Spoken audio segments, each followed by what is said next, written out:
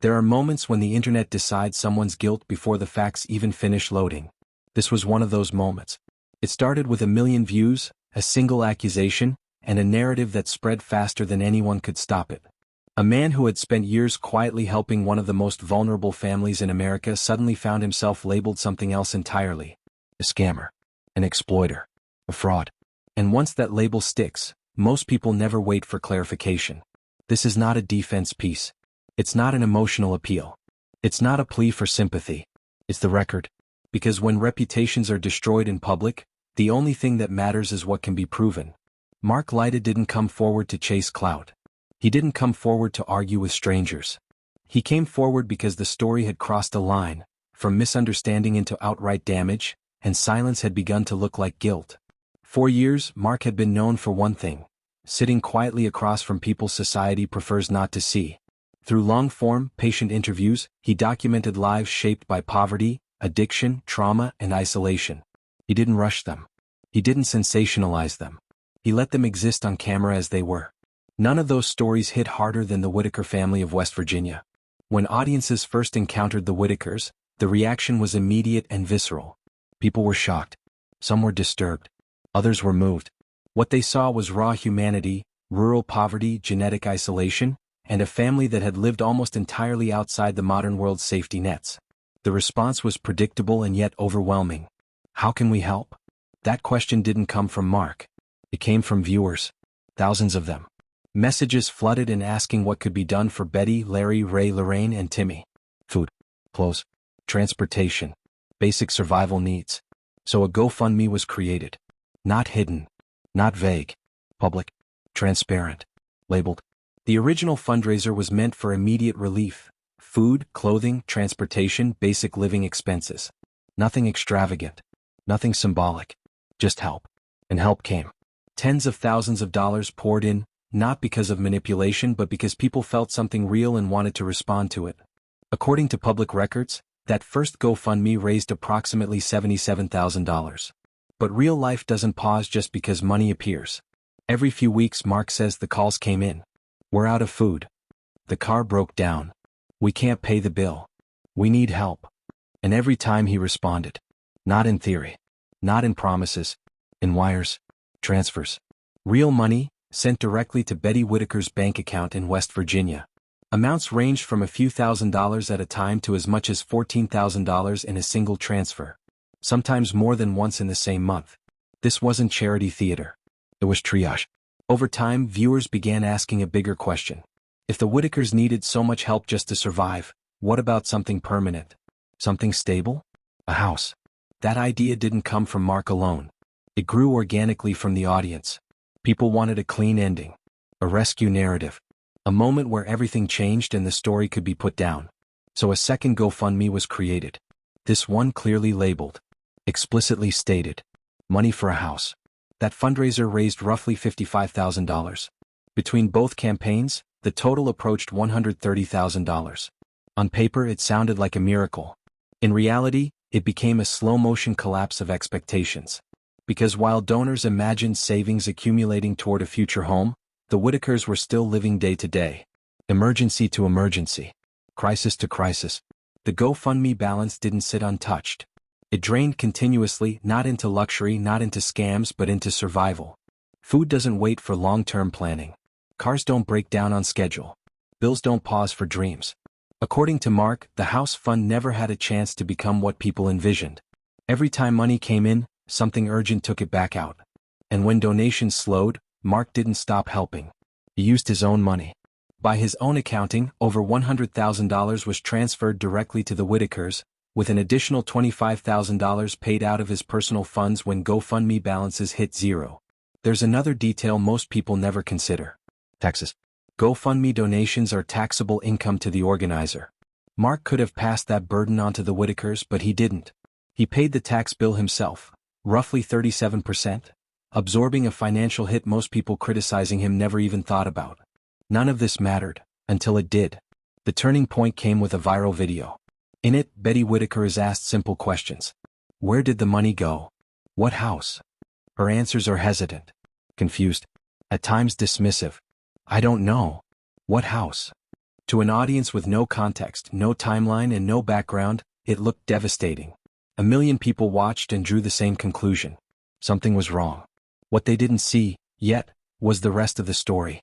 The phone calls. The bank records.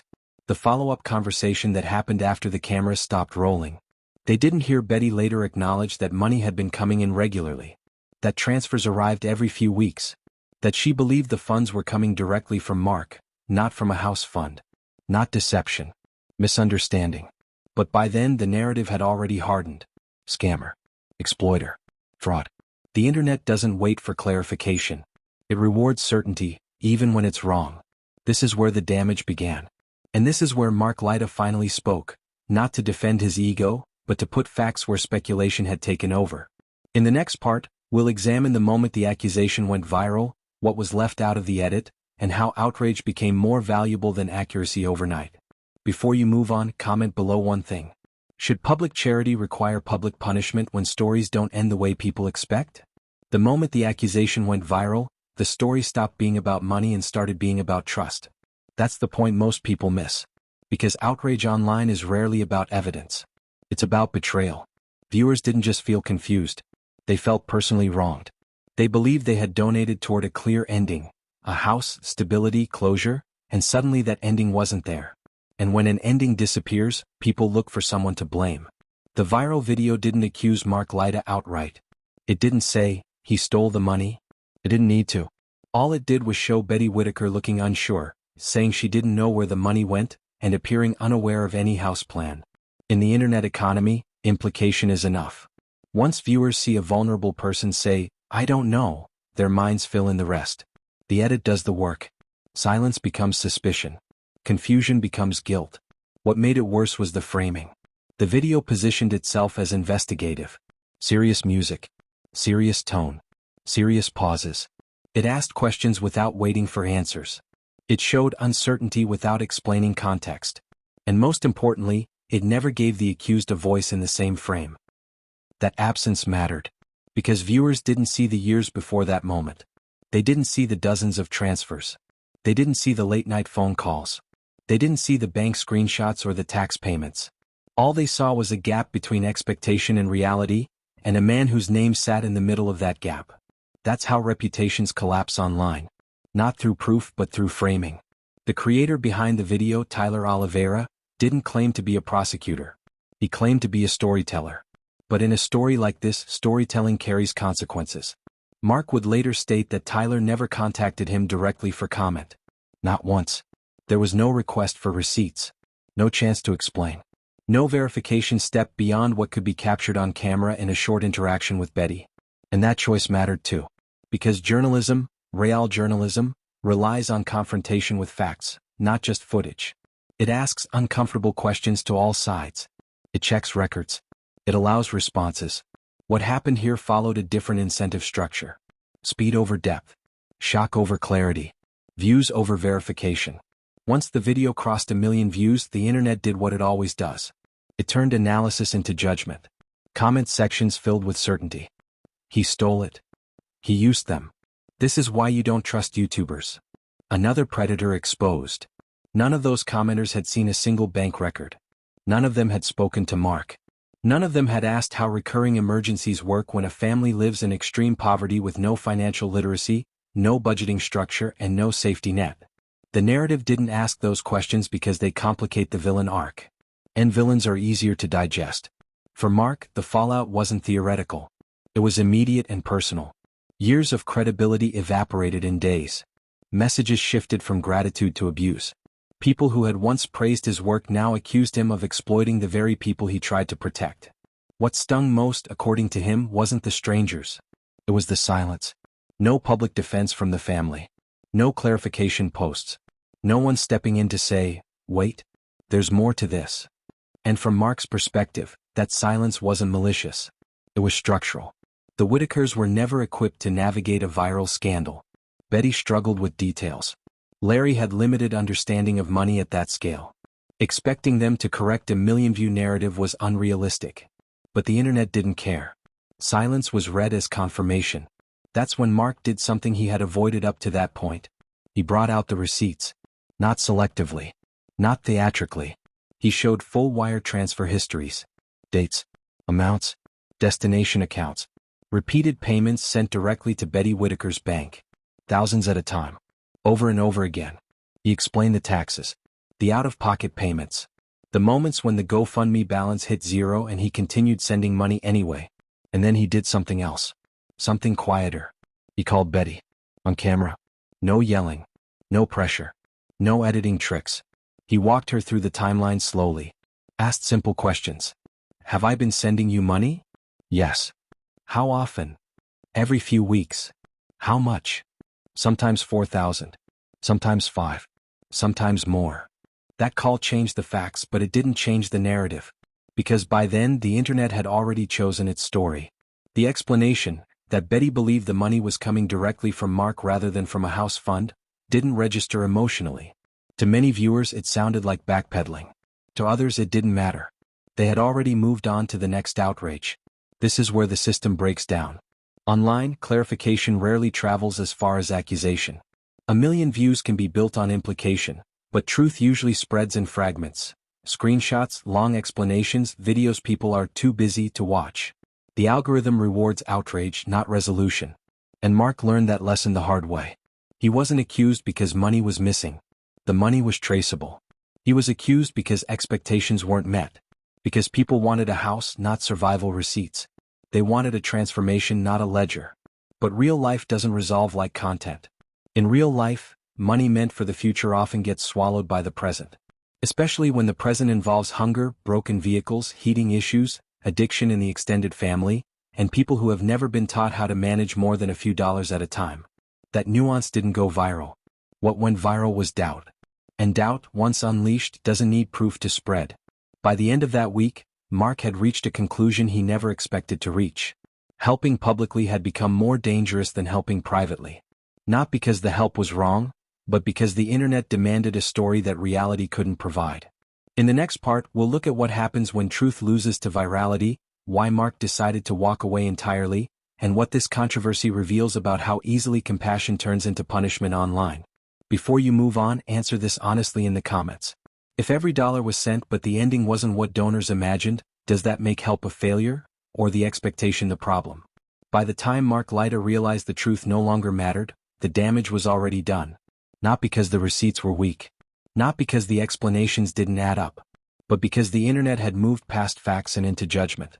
This is the phase most stories never unpack. What happens after the accusation sticks? Because once someone is labeled a scammer online, the burden of proof reverses.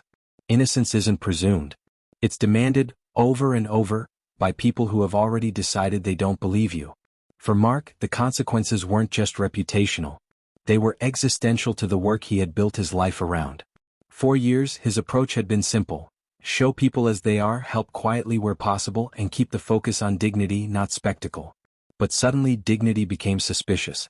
Privacy became evidence of guilt. Boundaries were framed as secrecy. The same instincts that once protected vulnerable people were now used against him. Why didn't you show everything? Why didn't you force accountability? Why didn't you control how they spent the money? Those questions reveal something uncomfortable. They assume power. They assume that because Mark facilitated donations, he should have also become a financial controller, a social worker, a guardian, and an enforcer. They assume he should have overridden the autonomy of adults, however limited, because the audience expected a specific outcome. But that was never his role. And turning a documentarian into a manager is where helping turns dangerous. Because the moment you start dictating how aid is used, you cross a line from assistance into control. And with vulnerable families, that line is razor thin. Mark understood that. Many critics didn't. They wanted results, not process. A house. A before and after. A clean ending. What they got instead was the messy reality of poverty. Recurring emergencies, no savings, no long-term planning capacity, and constant crisis management. That's not cinematic. It doesn't resolve in a thumbnail. And it doesn't reward patience. So the audience punished the messenger. As the backlash intensified, Mark noticed another pattern. The loudest critics were often people who had never donated, never helped, and never asked what it actually cost to keep a struggling family afloat month after month. They weren't reacting to loss. They were reacting to disappointment. And disappointment online often masquerades as moral outrage. Behind the scenes, Mark began receiving messages not just accusing him but warning him.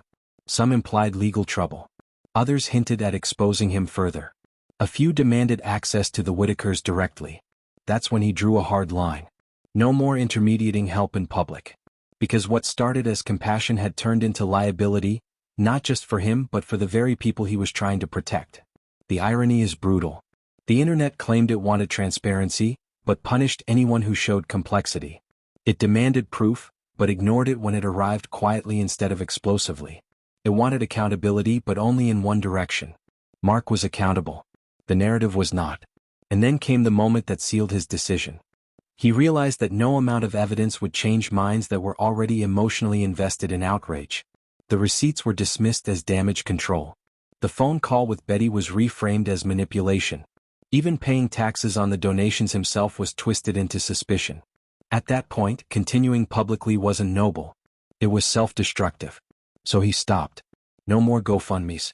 No more fundraising tied to vulnerable families. No more public charity that could be weaponized. This wasn't bitterness. It was adaptation. He understood something most people don't until it's too late. Helping in public doesn't just expose the recipient.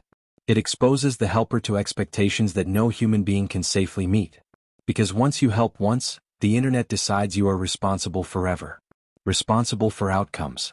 Responsible for mistakes you didn't make. Responsible for systems you don't control. And when something goes wrong, the helper becomes the villain. Mark didn't disappear. He didn't rage post. He didn't sue. He didn't attack Tyler Oliveira or demand retractions. He simply documented what happened and stepped back. That choice says more than any defense ever could. Because if this had been a scam, walking away would have been impossible. The money would have needed to keep flowing. The exposure would have been necessary. The narrative would have required maintenance. Instead, Mark chose silence. And silence is expensive when you've already been convicted in the court of public opinion. What makes this part of the story uncomfortable is that it implicates everyone watching. Because the outrage economy doesn't survive on villains alone. It survives on audiences who reward accusation more than explanation, who click faster than they verify, and who confuse emotional satisfaction with truth. Mark became collateral damage in a system that doesn't care who's right, only who's loud. And the Whittakers? They didn't win either. Because the fallout didn't bring them clarity or stability. It brought more scrutiny, more distrust, more chaos, more people deciding what should have happened without understanding what actually did. In the next part, we'll confront the hardest question of all. If the money reached the family, but the story still destroyed lives, who is actually responsible? And we'll look at what this controversy reveals about us. Not just content creators, not just donors, but everyone participating in a system that punishes nuance and feeds uncertainty. Before you move on, pause and answer this in the comments. When helping publicly turns into a trial with no judge and no rules, does anyone really win? By the time the receipts were posted, the calls replayed, and the timelines clarified, one uncomfortable truth had already settled in. The story was no longer about money. It was about blame. Because when a story goes viral, facts stop being the currency. Emotion does. And once outrage takes over, someone has to carry it. Not the system. Not the conditions. Not the decades of poverty or isolation or disability. A person. So the question becomes unavoidable. If the money reached the family, if the transfers are documented, if the taxes were paid, and if the help continued even after the fundraisers ended, then what exactly was the crime people needed to believe in? The answer is simpler and darker than most want to admit. The crime was failing to deliver a fantasy. The internet didn't just want the Whittakers helped. It wanted them transformed. It wanted a clean arc. A savior. A redemption story that could be closed, shared, and moved on from. But reality doesn't bend like that. What Mark ran into wasn't suspicion. It was disappointment disguised as justice. Because once viewers were told that over $100,000 had been raised, their imagination filled in the rest. A new house. Stability. A finished chapter. And when that didn't happen, the disappointment needed somewhere to land. It couldn't land on the Whittakers. They were too vulnerable. It couldn't land on poverty. That's too abstract. It couldn't land on disability. That's uncomfortable. So it landed on Mark. This is where the story shifts from personal controversy to structural failure. Because what happened here isn't unique. It's a pattern. In online charity narratives, the helper becomes the stand-in for every broken promise the system never fulfilled. When outcomes don't match expectations, the helper absorbs the anger meant for everything else.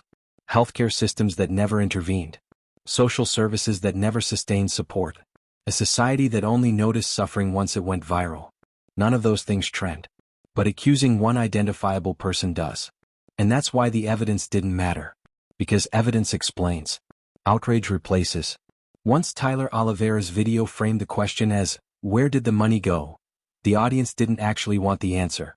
They wanted a culprit. The ambiguity itself was the product. That framing did something subtle but powerful. It shifted the burden of understanding away from complexity and onto suspicion. It implied that confusion equals guilt. That poverty must come with accounting clarity. That people with limited education and capacity should track funds the way institutions do. That expectation alone reveals how detached the audience was from the reality they claimed to care about. Betty Whittaker didn't misunderstand maliciously. She misunderstood structurally. She lived in survival mode for decades. Money came in waves and went out in emergencies. The idea of earmarked funds, long-term savings goals, and delayed gratification was never part of her world, not because of dishonesty but because of circumstance. But the internet doesn't forgive circumstance. It demands performance. And when Betty didn't perform clarity on camera, the narrative snapped shut. What followed wasn't investigation. It was reinforcement. Creators repeated the implication. Commenters escalated it. Forums crystallized it. And suddenly, questions hardened into facts. Mark's attempts to explain were reframed as defensive. His documentation was labeled damage control. His silence was interpreted as guilt. Every move was wrong because the verdict had already been reached. This is how reputational destruction actually works in the digital age. Not through proof, through momentum. And momentum doesn't care who gets hurt as long as engagement keeps flowing. The hardest part to confront is this. No one who benefited from the outrage had an incentive to slow down. The video gained millions of views. Reaction channels gained traffic. Comment sections filled. The algorithm rewarded intensity. And Mark paid the price. But there's another layer that almost no one talks about. The Whittakers didn't benefit from this either. Because once the scandal took over, their story stopped being about need and became about suspicion. Donors pulled back. Support dried up. People who might have helped quietly stayed away, afraid of being the next target. Public charity became radioactive. So the family ended up with less, not more. This is the collateral damage no one tracks. And it leads to a painful realization. If helping publicly becomes too dangerous, the only people left willing to help are those who want control, clout, or leverage. The careful ones walk away. The ethical ones retreat. The quiet helpers disappear. That's not a win for justice. That's how exploitation actually increases. Mark understood this before most people did. That's why he didn't fight the internet. He exited it. He recognized that staying in the spotlight would only prolong harm, to himself and to the family. And unlike the people demanding explanations, he didn't need the attention. Walking away was the only ethical move left. But the damage was already done. Because reputations don't recover at the speed they're destroyed. Accusations travel farther than corrections. And even now, long after the receipts were shown, there are still people who only remember the allegation. That's the final cruelty of viral judgment. It doesn't update. So we're left with a question that goes beyond Mark Leah, Tyler Oliveira, or the Whittakers. What responsibility does an audience have when it consumes a story about vulnerable people? Is it enough to feel outraged? Is it enough to demand accountability from one person? Or does responsibility also mean understanding limits, context, and the difference between wrongdoing and disappointment? Because if the standard becomes perfect outcomes or else, then no one acting in good faith will survive public scrutiny. And that's exactly the environment we've built. One where nuance is punished. Where helpers are presumed guilty. Where poverty is judged through middle-class expectations. And where silence is mistaken for secrecy instead of exhaustion. The truth is uncomfortable. Mark didn't fail the Whittakers. The system failed them long before he arrived. And the internet failed them again by turning survival into a spectacle and complexity into a crime. In the final part, we'll strip this down to its core. Not the drama. Not the accusations. But the lesson. What this story teaches about helping, about attention, and about the cost of caring in public, and why sometimes the most honest ending isn't redemption but withdrawal. Before moving on, sit with this and answer honestly. If truth requires patience and outrage requires nothing, which one are we really rewarding? At the end of all of this, there isn't a courtroom verdict. There isn't a viral apology tour. There isn't even closure in the way the internet understands it. There is only a lesson. And it's the kind of lesson that doesn't sound dramatic when you say it out loud, but it cuts the deepest when you live it. If a 91-year-old man could sit across from his 40-year-old self and speak plainly, without performance, without trying to impress anyone, this is what he would say. Be careful who you help in public. Not because helping is wrong. Not because people don't deserve help. But because once you invite the crowd in, the crowd doesn't leave quietly. When you're young, you believe truth protects you. You believe receipts matter. You believe good intentions count for something. Age teaches you otherwise. Age teaches you that once a narrative forms, facts arrive too late to stop it. That strangers don't owe you fairness. That silence will be interpreted however it's most convenient. And that doing the right thing doesn't guarantee you'll be seen as a good person. Only as a useful one, until you're not. The hardest lesson isn't that people accused Mark falsely. It's that most people didn't care whether it was true. They cared that the story felt right. They cared that it gave them someone to be angry at without examining the systems that allowed the Whittakers to live the way they did for decades. They cared that it spared them from asking why poverty, disability, and isolation persist in plain sight. Blame is easier than responsibility. A 91-year-old knows this because he's seen it repeat itself in different costumes. Different names. Same ending. You help. You get watched. You get questioned. Then one day you get accused. And when that happens, you learn the most important boundary of all. Not every truth needs an audience. Mark didn't stop caring. He stopped performing care. He didn't walk away because he was guilty. He walked away because the cost of staying became higher than the good it could do. That's not weakness. That's wisdom earned late.